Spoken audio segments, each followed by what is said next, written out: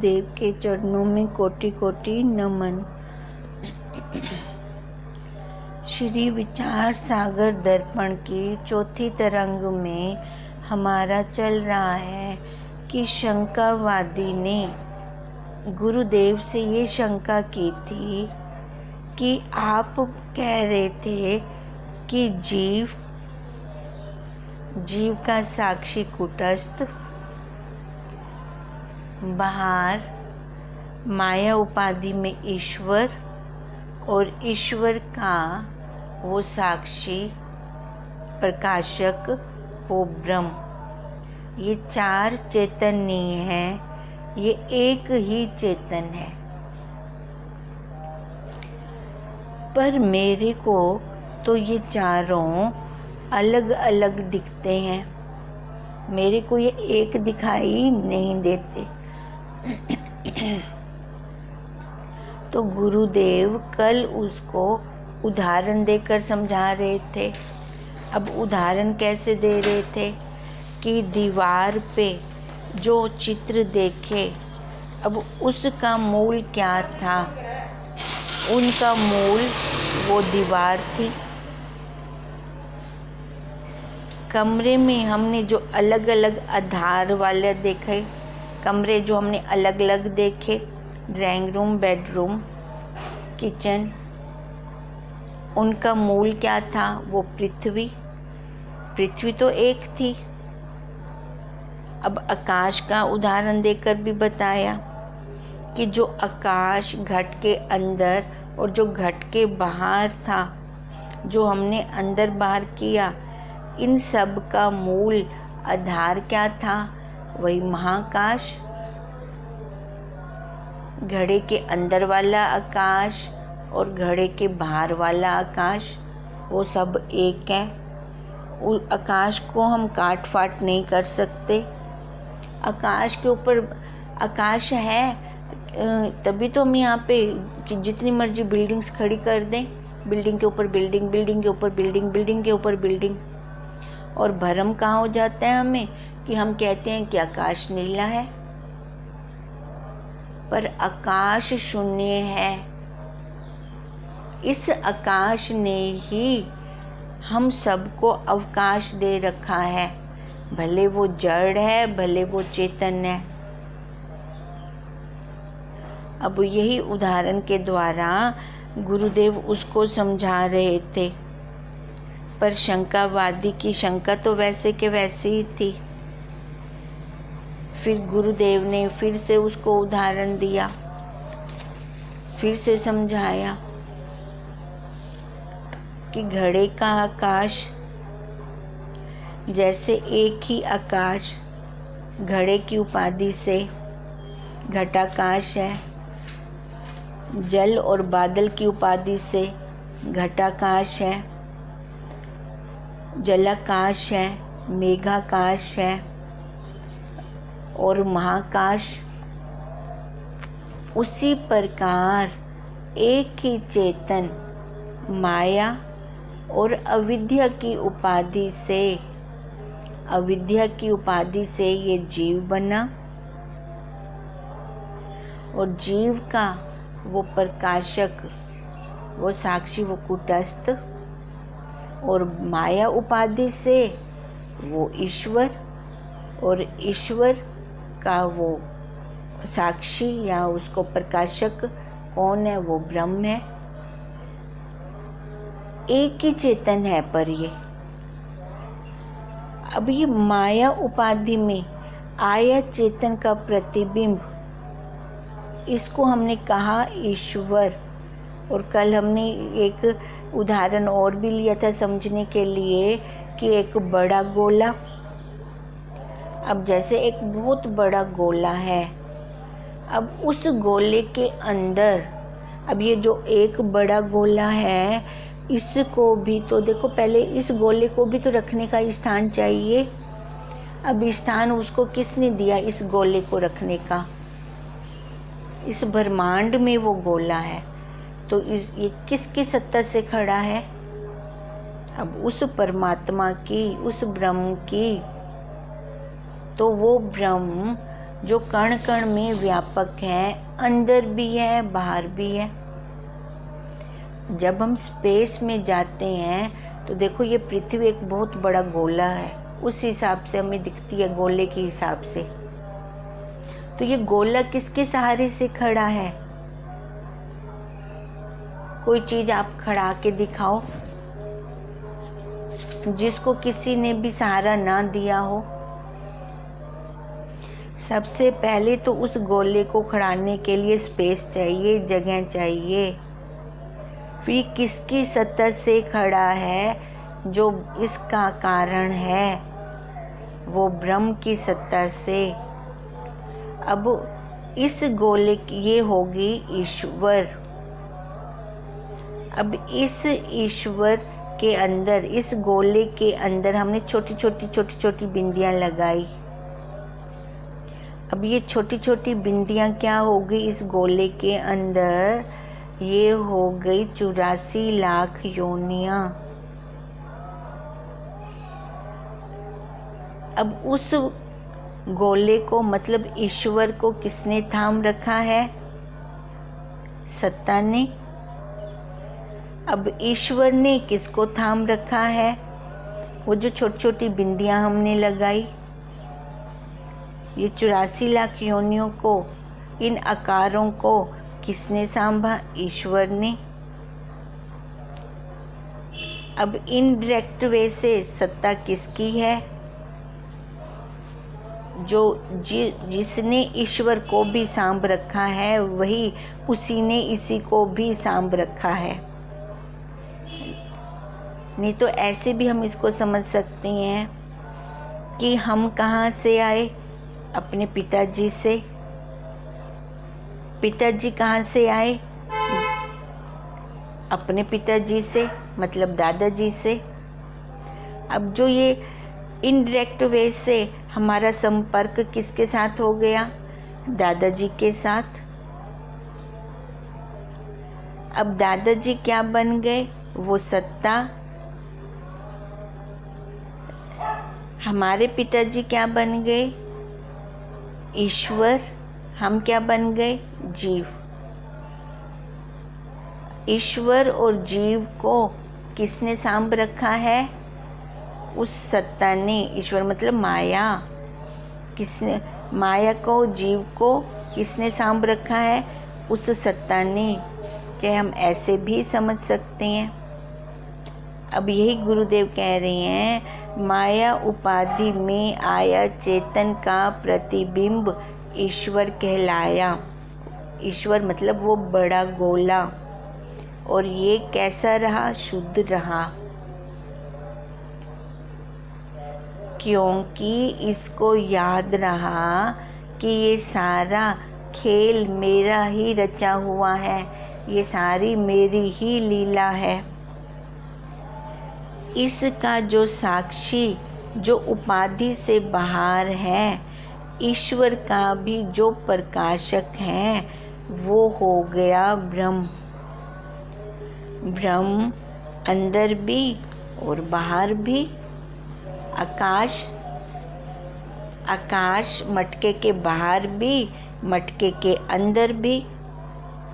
ब्रह्म को, अच्छा एक बात ये भी हमें ध्यान में रहे कि ब्रह्म को हम कभी भी प्रकाशक नहीं कहते। ब्रह्म को, ब्रह्म के साथ सर्वम लगता है। सर्वम खल इदम ब्रह्म, कि सब खानियों में वो ब्रह्म ही ब्रह्म है, जो माया उपाधि से असंग है।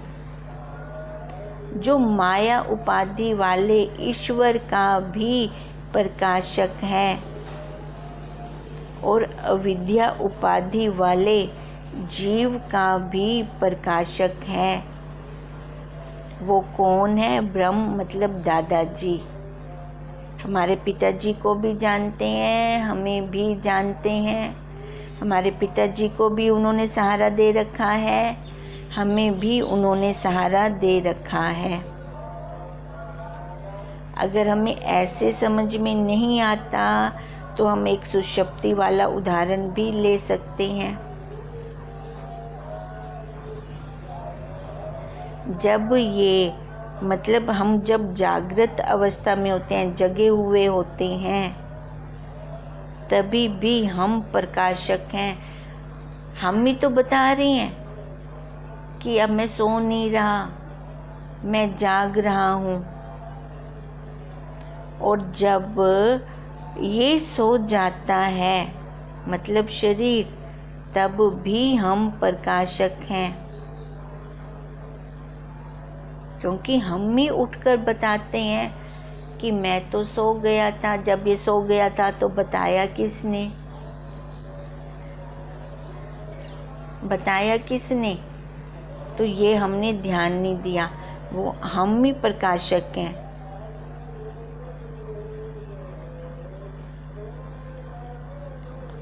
कठोर उपनिषद में देखो, उसमें ना बहुत खोल खोल कर बताया गया है। बहुत अच्छा वहाँ पे ज्ञान है।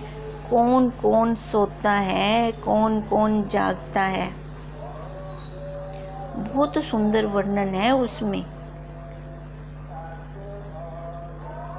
हम ये उपनिषद लेकर नहीं बैठते, हम पढ़ते नहीं, अपने आप को समय नहीं देते, स्वाध्याय नहीं करते, तभी तो हमें कुछ पता भी नहीं चलता। हमारी वृत्ति तो बाहर की तरफ लगी रहती है, संसार की चमक देखने में। जब अंदर करेंगे, वृत्ति अंतर्मुख करेंगे, स्वाध्याय करेंगे, तब पता चलता है कि देह, इंद्रियां ये सब सो जाती हैं, मन भी सो जाता है। किसके अंदर? प्राणों के अंदर। प्राणों के अंदर ये सारी सो जाती हैं, पर वो प्रकाशक वैसे का वैसे है, आज तक नहीं सोया। तभी हमने कहा कि हम इनके, इंद्रियों के, मन के प्रकाशक हैं, इस देह के प्रकाशक हैं। तभी तो कूट कूट कर, कुटस्थ उसको कहा जाता है, कूट कूट कर भरा पड़ा है। पैर के अंगूठे से लेकर शिख तक ये भरा पड़ा है। कहीं से भी हाथ लगाओ, देखो फीलिंग होती है कि नहीं होती। कीड़ी कहीं पे भी चल रही हो, उसका अनुभव होता है कि नहीं होता। देह का, मन का, इंद्रियों का फिर आश्रय कौन हुआ? किसने इसको सांभ रखा है? उस प्रकाशक ने। जैसे पिताजी और पोते को किसने सांभा? दादाजी ने। अब ऐसे इनको किसने सांभ रखा? उस प्रकाशक ने। इस प्रकार उपाधि के कारण, कौन सी उपाधि? अज्ञान की, अविद्या की उपाधि के कारण ये क्या बन गया? जीव। और उपाधि के कारण ही ये क्या बन गया बाहर? ईश्वर। अब हैं ये दोनों एक ही चेतन। अविद्या उपाधि के कारण ये जीव है, और उपाधि के कारण अब ईश्वर तो अपने आप को पूरा जानता है, उसको तो याद रहा, वो तो शुद्ध रहा, तो वो ईश्वर बन गया। अब जैसे हम कल कह रहे थे कि माया उपाधि का बड़ा गोला बनाकर उसमें बिंदियां लगा लें, वो छोटी छोटी बिंदियां, उसमें मतलब उन छोटी बिंदियों में जो चेतन है, उसको अविद्या उपाधि वाला जीव कहा। और जो सारी माया में है, जिसने इन बिंदियों को सांभ रखा है, किसके आश्रय हैं ये बिंदियां? उस माया में, उसको ईश्वर कहा।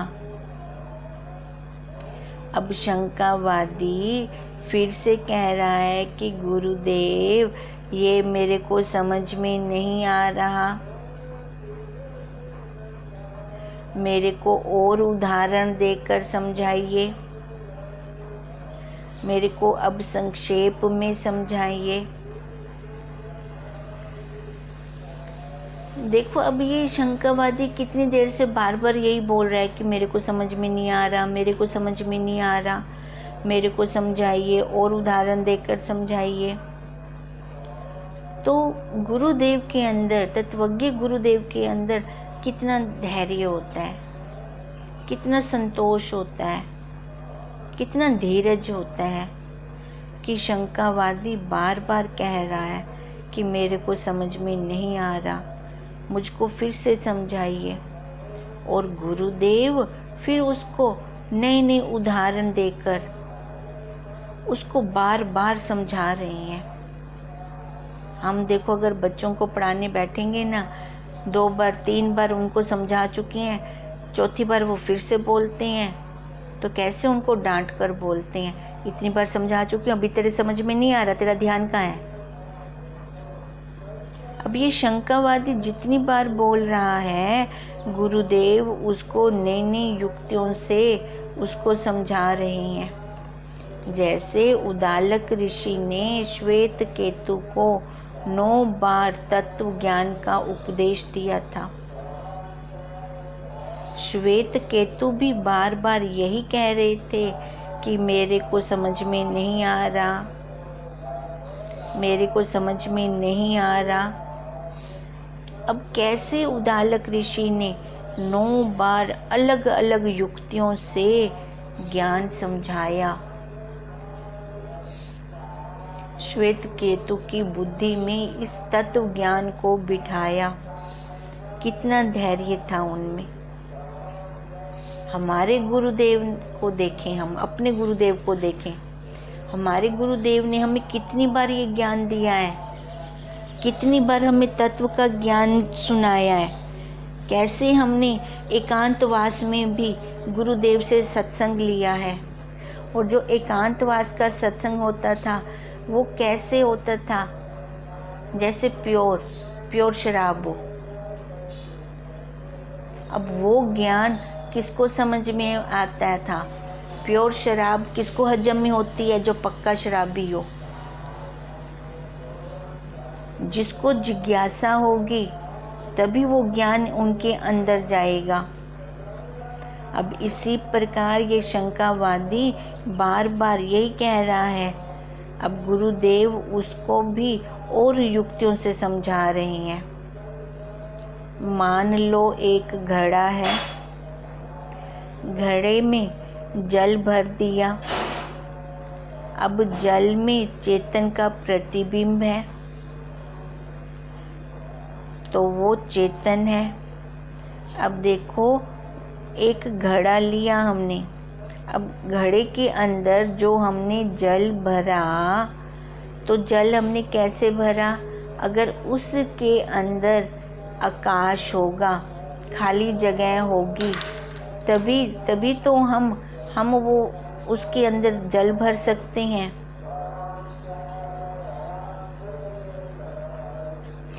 जिसमें हमने जल भरा, अब जो हमने वो जल भरा तो उसको हमने क्या कहा, जलाकाश। अब उस मटके के बाहर भी तो आकाश है, जिसने मटके को जगह दी रहने की।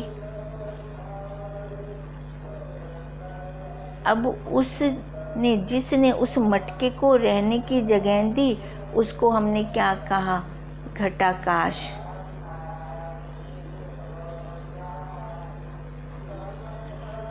अब जो जल था, जल के अंदर आया हुआ आकाश का प्रतिबिंब, ये 3 बन गए। देखो 3 कैसे, एक हो गया वो मटका,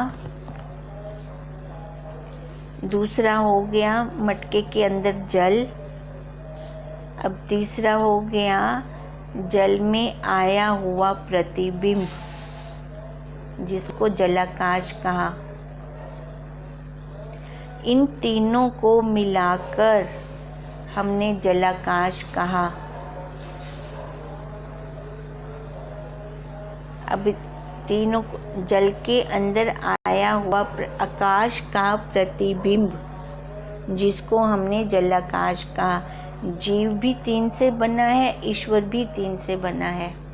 ये धीरे धीरे हम आगे करते हैं। अब देखो, अब जलाकाश जिसको कहा, आकाश का जो प्रतिबिंब उस जल के अंदर आया।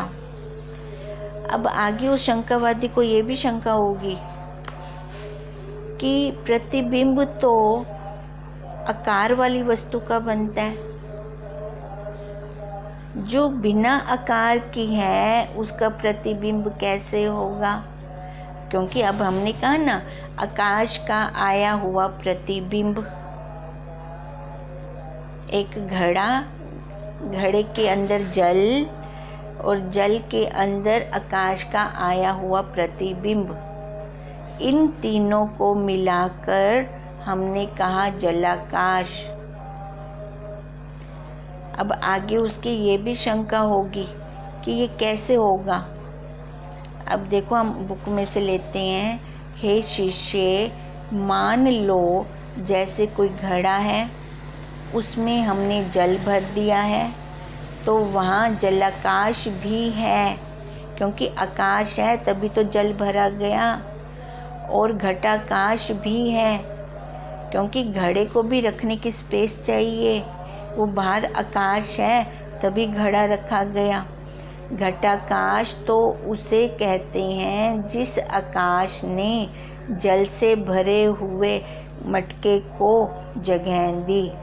मतलब मटके को भी, मटके के अंदर जो जल है उसको भी, जिसने दोनों को जगह दी, उसको क्या कहा? घटाकाश। एक घटाकाश। अब उसके घड़ा, एक घड़े के अंदर आया हुआ जल, और नंबर 3 पर क्या है? उस जल में आया हुआ आकाश का प्रतिबिंब। इन तीनों को मिलाकर जलाकाश कहा।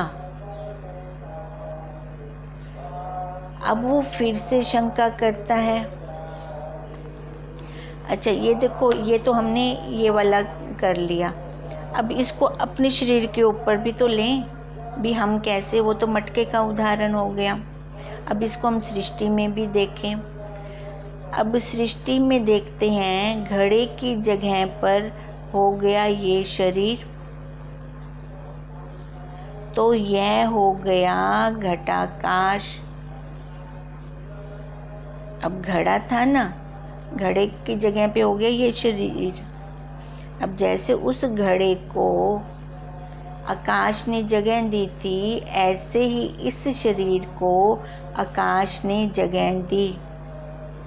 अब चेतन ने जगह दी है ना। अब चेतन ने ही इसको जगह दी है ना, उस ब्रह्म ने ही इसको जगह दी है ना, इस शरीर को। अब आगे देखें, मटके के अंदर है जल, और इधर पिंड में जल कौन है?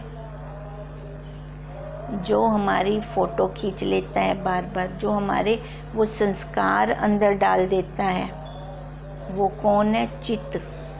चित्त हमारी फोटो खींच लेता है। आज हमारा निकला था ना योग विशिष्ट में, जब तक चित्त को हम उपशम नहीं करते, तब तक ये संसार भ्रम हमारा खत्म नहीं हो सकता।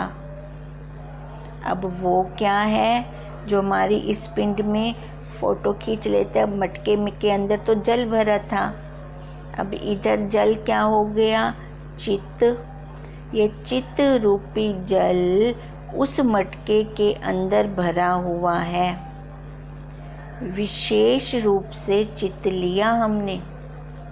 वैसे अंतःकरण, अंतःकरण में 4 पुर्जे, मन, बुद्धि, चित्त, अहंकार। यह सारे पुर्जे कहाँ पर हैं? अंतःकरण में हैं। अब जैसे उस जल के ऊपर आकाश का प्रतिबिंब पड़ा तो उसको हमने कहा जलाकाश।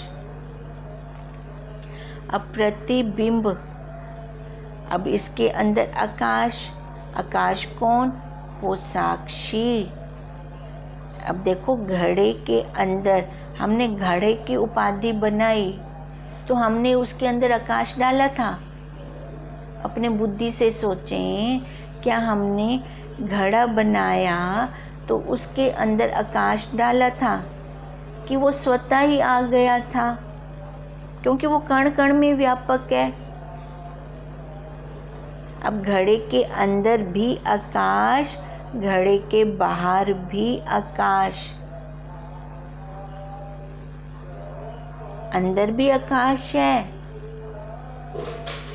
जिसने उस चित्त को जगह दी है, चित्त को सांभ रखा है, और बाहर भी आकाश है जिसने उस घड़े को सांभ रखा है। अब उस आकाश, आकाश मतलब वो प्रकाशक, अब उसका एक्स जब अंतःकरण पर पड़ा तो ये सारे पुर्जे काम करने लगे। तो ये फिर क्या बन गया? जीव। ठीक है, ये आराम से करते हैं कि हमारी बुद्धि में बैठ जाए। इसको फिर कल आगे और भी करेंगे। आज जितना हमने किया है ना, इसको एक बार आराम से फिर से रिवाइज करना घर पर, ताकि ये बुद्धि में आराम से बैठे। कैसे तीन को बनाकर हमने उधर जलाकाश कहा, ऐसे इधर ये जीव भी तीन को बनाकर ही हमने इसको जीव कहा। कैसे? एक ये शरीर रूपी मटका, शरीर रूपी मटके के अंदर चित्त रूपी जल, चित्त रूपी जल पे जिसका एक्स पड़ा, तब जाकर ये इंद्रियां, ये पुर्जे काम करने लगे। अब काम करने लगे तो ये क्या बन गया? जीव। जीव क्यों बना? अविद्या उपाधि के कारण, क्योंकि इसने क्या जाना कि मैं कर रहा हूँ, मैं खा रहा हूँ। ऐसे ही ईश्वर भी है। ईश्वर भी तीन को बना के मिलाकर बना, पर उसको याद रहा। ये फिर आगे हम कल करते हैं। ओम तम नमामि हरिं परम, ओम तम नमामि हरिं परम, ओम तम नमामि हरिं परम। ब्रह्म स्वरूप गुरुदेव के चरणों में कोटि कोटि नमन।